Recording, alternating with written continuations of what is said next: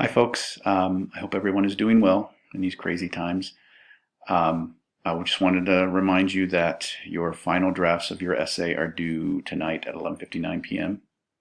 I will be grading for the next few days. My grades are due on Thursday. I don't know exactly what time, but just keep that in mind and get your essays in a timely manner if you can.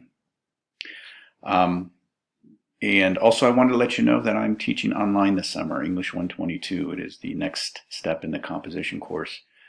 I do teach an Africa-themed class, elephants in the background, but I have a lot of passion for this particular course, and I have a lot of wonderful ideas of transitioning it to online. I have gone through online training in the last couple of weeks, so I realized there were a lot of things I could have done in this class during the transition, but hey, hindsight is 2020.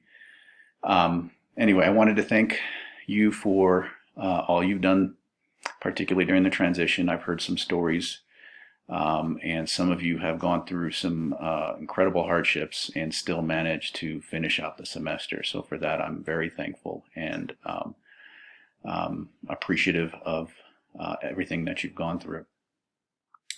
I hope you can enjoy your summer, and hopefully things will get better. We'll see.